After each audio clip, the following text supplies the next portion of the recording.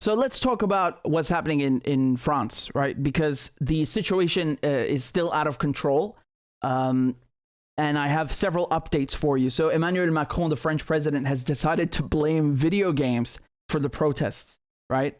So this is, I'm being serious. He actually blamed video games, and he wants to ban social media, which is very enlightened, no pun intended.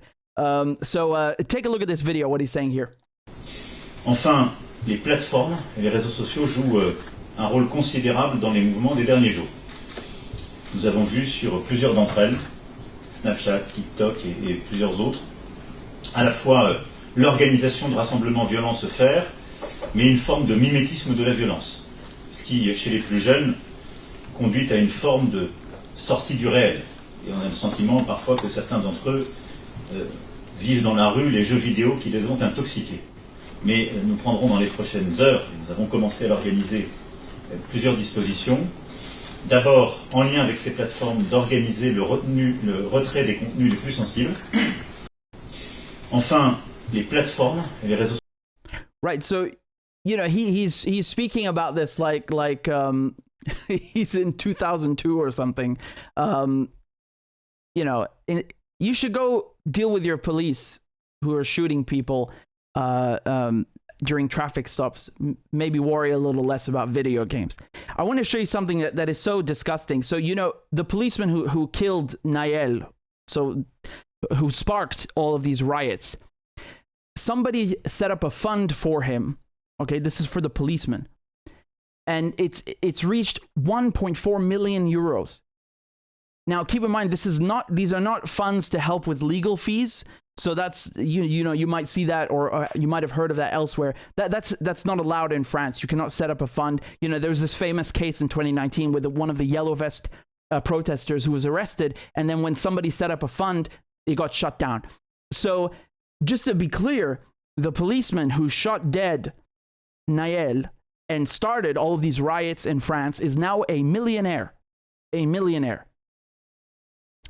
And the family, or the parents of the boy who was killed, Nahel's parents, barely, 300, 400,000 euros. Now, obviously, that's a lot of money, but I think it speaks volumes. I mean, look at the difference.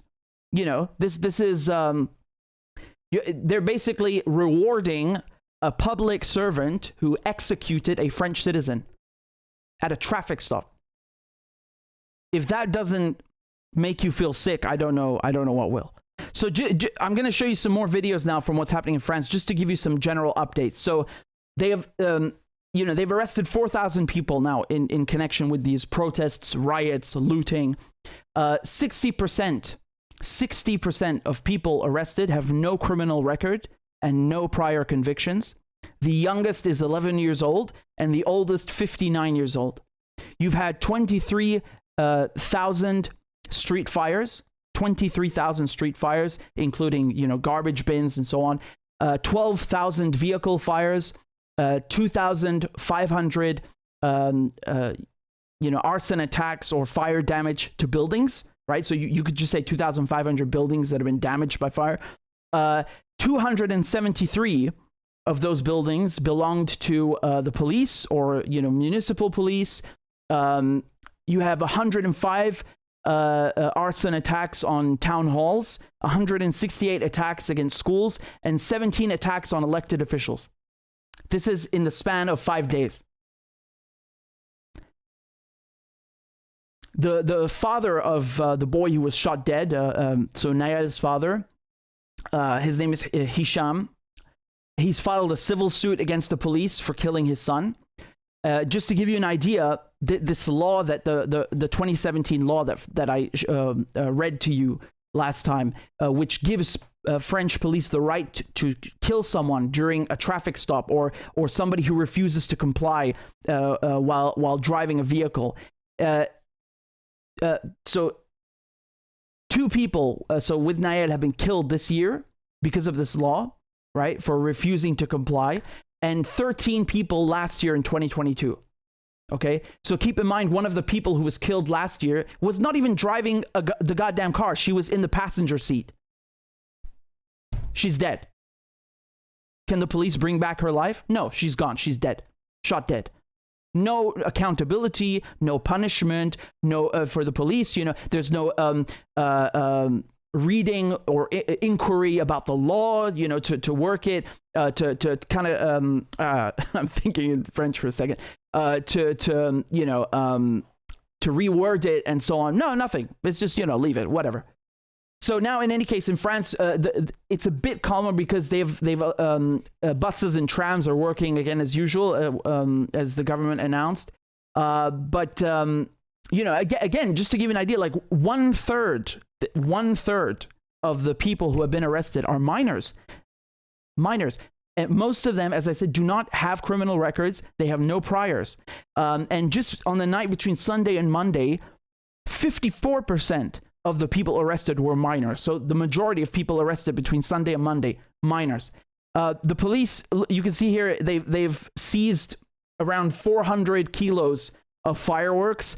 Not because fireworks are illegal, but because they just don't like how they're being used. You've got people who, they're called Roman candles also. So they just spit out a bunch of light and so on. And I'm not saying they're not dangerous, because obviously if you point them at someone, then they become dangerous. But the police don't like that, so they've gone around and started seizing all of this. I want to show you. This is another video. This is from one of the. This is one of, I think, the police barracks. I don't know where this was in France, but I think the video speaks for itself. Just look at this.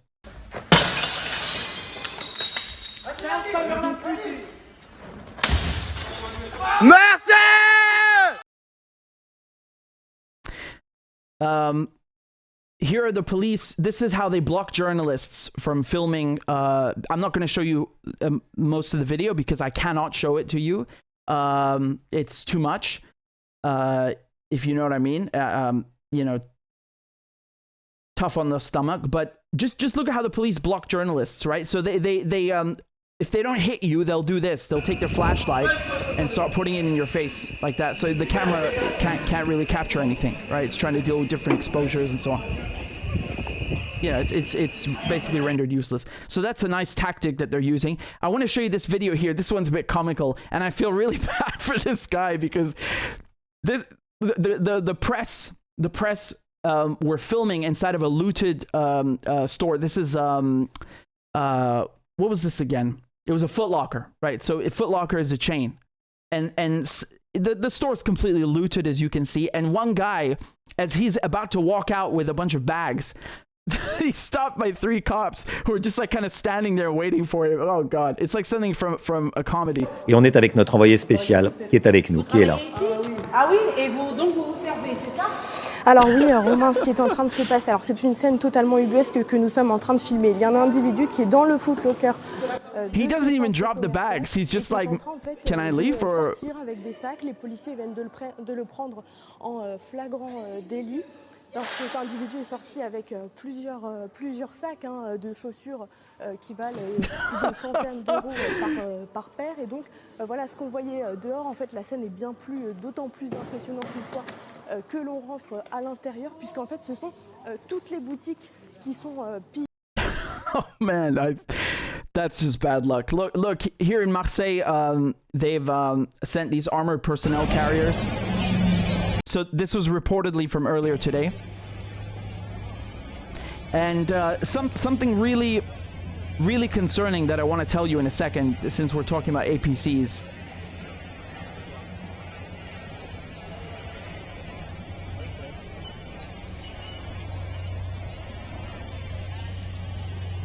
So in Lorient, they've opened an investigation. You know why? Because there are members of the French army, the military, who have apparently been working with riot police. Okay, so they have secretly. So look, either the French government has secretly deployed the French army to combat the riots, but and doing that so they don't cause panic and make themselves look weak and like they don't have control over the situation. Or you have members of the French military who have basically taken up this role of becoming paramilitaries, right? So or para police, if you will, as they say in French. And you have in addition, so this is a separate thing now, but it's still connected. You have people in the far right, l'extrême droite in France. So, people who are hooligans, who are maybe not hooligans, but still on the far right, who are basically taking to the streets and helping the police, the riot police, the CRS, to beat people up. And in many of the cases, like, you don't even know what the hell's happening, right? Like they think that they can cook up an image of being all like, we're responsible citizens and superheroes who are going to like help tame the things and discipline society from the and save them from their sins. They're just beating people up, like, just for being in a different group. So that's what's crazy. And there's, of course, no punishment. The government is kind of like looking the other way. If you're Irish and you know what obviously this is, I'm just drawing an analogy here. It's not that bad. But if you're Irish, of course, the paramilitaries in England, the ones in Belfast that were basically helped by the government in England, by the British government, the UVF, Ulster Volunteer Force, and all these groups of people who just like randomly started blowing up Catholics and killing Catholics and taking things into their own hands and getting support from the state, right? So I'm not saying it's the same thing in France, but it's the same concept of people just, becoming vigilantes. And speaking of vigilantes, you need to understand something very, very important. The biggest police union in France published a memo, a communique, saying that they don't feel the government is giving them enough legal protections to beat people up and calm things. So they're going to take matters into their own hands. So just again, to be clear, this is the biggest police union in France openly saying that they are going to break the law just to beat people up. And I want to read this document to you, and the language that they use here is astonishing. This is a good translation, but you need to understand how much worse, how much worse this sounds in French. So they're saying here that, quote, facing these savage hordes, right? Asking for calm is no longer enough. It must be imposed. Okay, so they say that the police family must stand together, and our colleagues, like the majority of citizens, can no longer bear the tyranny of these violent minorities. I wish they'd just get on with it and kind of get straight to the point instead of beating around the bush. Violent minorities. Just say who you're talking about. Just make it clear, man. Right? You're a big Mr. Tough Guy. T'as les grosses couilles. Alors vas-y, parle. So they go on here to say that the time is not for union action, but for combat against these pests. All means must be put in place to restore the rule of law as quickly as possible. It's a shame you didn't take measures to restore the rule of law when your colleagues shoot dead young boys. But okay, so they say here that the Alliance Police Nationale and the UNSA will take their responsibilities and warn government from now on that at the end they will take so basically that they're without the appropriate protections that I told you, they're going to take things into their own hands. Okay, so again, this translation is a bit finicky. I should have just read the French one to you, but it's really very clear. They're referring to just broadly to people as pests, violent minorities, and saying we are going to become vigilantes. So vigilante is someone who takes the law into their own hands, which is illegal, in case that is not obvious and not clear enough. Right? You cannot do that just because you work as a police officer. That doesn't give you the right to start taking the laws into your own hands. Although I understand why you would think that, given the situation in France. But again, we can talk about other places too. But now we're focused on France. Let me show you also.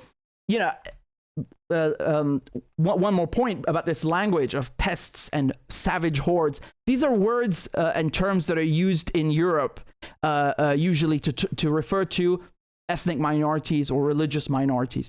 In France, who does that mean? Muslims. So French Muslims, French who are maybe originally Algerian or part black or part Arab, whatever. So, but I think this is extraordinary that, they decide to paint all of the rioters and all of the violent uprising as being solely the fault of minorities. That's not true. And the government themselves are saying that, and I'll get to that in a moment. But let me just continue here. I wanted to show you, in case you haven't seen this, there's a film called Athena. So I guess in English we'd say Athena, right? Athena. So this is a film that was made last year. It's on Netflix, and you're never going to believe this. You're never going to believe me, but this film, it's like somebody predicted the future. It's about a boy who is killed by the police, and then people just go nuts and riot. And it's in Paris. It's in France. So it's like a movie about what's happening now.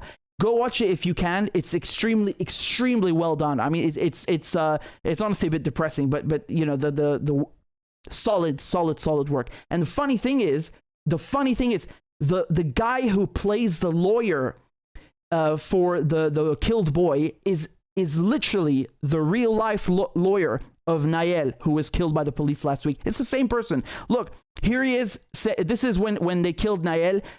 He was so this is the family's lawyer. La famille doit gérer un décès. Il n'appartient pas à la famille d'appeler au calme. So he says the family is going through they have to deal with a deceased family member, right? Their son. It's not up to them, or not rather, it's not their job to tell people to be calm, right? Je pense que ces questions-là n'ont pas lieu d'être. La famille souffre beaucoup en ce moment. Like, people shouldn't even ask these things or expect them in the first place because the family's suffering a lot. Donc le reste, moi, n'intéresse pas mes clients. Ce qui est important, c'est que la justice fonctionne et que le policier qui a tué ce jeune homme soit poursuivi et condamné pour ce qu'il a fait. Yeah, and he said, anything else, I don't care, and my clients don't care about it. The only thing that matters to me is that the policeman who killed this boy is brought to justice. And yeah, so here's the same guy, right? His name is Yassine Bouzrou. That was it, Yassine Bouzrou. He's in the movie in the beginning. It's like a cameo almost, you could say, because he's only there for 1 minute reading out the... Imaginez que les policiers protègent leurs collègues. That's him. I mean, what are the odds of that? Astronomical odds. Astronomical. The same plot, the same lawyer, literally the same human being, the same man who's playing a lawyer and is actually in real life a lawyer. I mean, this is these are crazy coincidences, right? Definitely go watch it if you can, because it's quite sad, honestly. And the UN, the United Nations, they put out a statement on June 30th. So this is about 2-3 days after the French police killed Nahel. And they basically said that the French government need to get their house in order. They need to get their act together, that there is systemic racism within the French police. That's what the UN says, and you should take that seriously, because this is not some, there are some people in the government, in the French government, and some people on the right in France who would love for this to, to be some kind of imaginary issue. And that's what they say. They say, oh, you're exaggerating. The French police is not racist. We don't have racism in France. There's no race issue here. And no, there is. You don't have to take my word for it. The UN says so as well. One thing you guys need to understand is that these riots in France, they're not taking place just because, you have some, a part of the French population, 10% who are Muslim, and like it's just a religious issue or something. No. Let us be very, very clear here. It is the French government, the French people, the French state, la France. The French have been going around telling Algerians that this is France. Algeria is France. They even carved it up into like states, like you have in the US, like basically département. Literally, they annexed it. They annexed Algeria. But now they want to turn around some people on the right and say, well, if you're Algerian, you can't really be French. What? Oh, okay, so if you're French and you go to Algeria, you can just take the whole goddamn country with all the oil and the resources, but somebody who's who you told them they're French and they have to be French, they're not French anymore. I mean, this is some bullshit. This is ridiculous. And you need to understand that, you know, whether we're talking about British colonialism or French colonialism, they're both colonialism at the end of the day. But I want you to understand a key or distinct difference in the way of doing things. You see, in the British manner, our way of doing things with the colonies was that you are all yourselves, right? But you are part of the Commonwealth, right? So you get to keep your identity to a certain extent. Of course, with colonialism, you don't really get to decide that or keep your identity. But to a certain extent, you get to stay Indian, but you're actually under the British Empire, you know? The French, their way of doing things is that they want to erase your language, your cultural identity, everything that they possibly can, the administration, and integrate you fully into the French system. Now, once again, these are both colonialism and they're both evil at the end of the day. And this is only, you know, we're basically splitting hairs at this point. But I want you to understand this because it's very important when you hear bullshit like this, that, oh, well, you know, if you're Muslim, you can't really be French. Or if you're Algerian or from, Maghreb, you're from Morocco or North Africa, you can't really be French. Or if you're black, you can't really be French. Bullshit. You have been going around in Africa and telling people that they are French. You've been going around the fucking Pacific and telling people that they're French. Going around the Middle East and telling them that they're French. So they are fucking French now, whether you like it or not. Period. Many of their families even fought in the French army in World War I and World War II. You fucking owe them. You stole their land and their resources. You owe them, whether you like it or not. And the other thing is that you, again, I was going to do this in just a moment, right? But you need to understand that France is not even a Christian country. It's a secular country. They goddamn invented the thing, you know, for God's sake. Like, They invented secularism in Europe, right? Secularism. You go back to 1789 with the French Revolution. You go back to 1789 in the French Revolution, Les Lumières, so the Enlightenment. This concept was already, you know, germinating back then. So, you know, 300 years ago, they were already talking about this in France. For over 100 years now, France has been a secular country. There is a separation of church and state, or of religion and state. Do you understand that? Do you understand this concept? Am I getting through to you? I don't mean you guys, of course. I'm talking about these, you know, these xenophobic, racist morons who don't even know their own history and their own country, right? So they conveniently leave this out like it's not a thing. No, it's a thing. It's the law. In France, it's the law. Whatever your religion, you're Christian, you're Jewish, you're Buddhist, you don't bring that into the public sphere. You can practice it in private, but it's nothing to do with the law or the state and so on. Now, does that mean that when we talk about the situation in France, it doesn't factor in? Of course it factors in, because that's history. That's history. And even if you know, just on a scale of human history, if we talk about 1960s when the French were massacring, 1.5 million people in Algeria, genocide in Africa, in the Middle East, you know, carving up the land. This is yesterday. It's not even yesterday on the timeline of human history. It's this morning. Right? The 1960s. The 1920s. It's this morning on the scale of human history. It's not even yesterday. It's this morning. So to pretend like this doesn't matter and it doesn't factor in that's insane. You know, it's so convenient to kind of just forget about that. And right now, I explained last time the banlieue. I explained to you like the suburbs in Paris. You have a racial divide and it's also class segregation. Why do you think so many people are out in the streets? I told you, 1/3 of them are under 18. 60% of people arrested have no criminal record and no priors.